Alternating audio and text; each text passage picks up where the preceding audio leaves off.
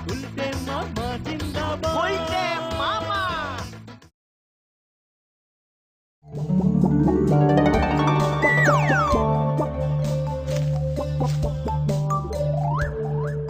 আকাশে কি দেখছো গো গুলটে মামা? দিলি তো আমার তালটা কেটে। ক্যালটা বুলাস বলদ পাঁচু। তাল? আকাশে আবার তাল হয় নাকি? তাল তো হয় গাছে। সব কটা একেবারে গলদপুরের স্ট্যাম্প মারা বলদের দল। আরে দূর, তুমি কি দেখছো বলো না। হ্যাঁ বলো না। মেঘ।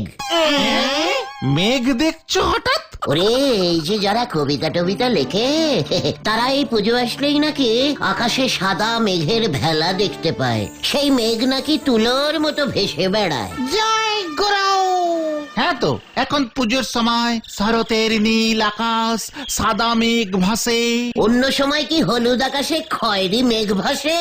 যত সব উল্টো পাল্টা কবিতা লিখে গেছে, সেগুলোই তোরা পড়েছিস, তাই তো ফেল মেরেছিস। আরে ওসব তো কবির কল্পনা গুলটে মামা। শরতের সুনীল আকাশে তুলার মতো পেঁজা পেঁজা মেঘের ভেলা ভাসিয়া যাইতেছে। খুব ব্যাড কল্পনা। তুলো দিয়ে কি ভেলা বানানো যায়? ভেলা বানাতে হয় কচুরি পানা দিয়ে, বুঝেছিস? তাছাড়া আকাশে ভেলা ভাসবে কেমন করে? ভেলা তো পুকুরে ভাসাই আমরা। ঠিক ঠিক। তাছাড়া ভেজা তুলো ভারী হয়। ওই কবিগুলো কিছু জানতো না। তুলোর মতো ভেজা ভেজা মেঘ কখনো ভাসতে পারে? ক্যালটা বুলাসের দল। মা, ভেজা মেঘ কখন বললাম? কবিরা তো বলেছেন পেঁজা পেঁজা মেঘ। ওই একই হলো, পেঁজা মানেই ভেজা। শোন, সব ভুলভাল লিখেছে। এই পুজোর সময় কোনো স্পেশাল মেঘ টেঘ ভাসে না, বুঝেছিস? আকাশ ওই একই রকম নীল থাকে। খামোখা ওই সব জিনিস দিয়ে কবিতা লিখে আমাদের বোকা বানিয়েছে সবাই। মুখ গুজে ওসব না পড়ে মুখ তুলে দেখলেই তো সব ধরা পড়ে যেত। সে সময় যদি তুমি এরকম বলতে না, এখন আর এসব বলে কি হবে? তার থেকে বরং বলো, এবার পুজোয় আমরা স্পেশাল কি খাবো? Egg roll.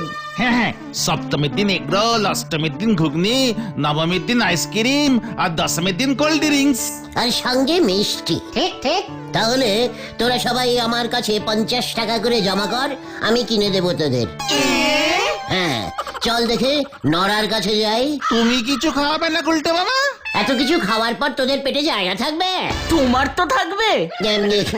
মানে আমি তোদের ফুচকা খাওয়াবো। গুলটে মামা কি? এখনই এত জয় ধ্বনি মারিস না।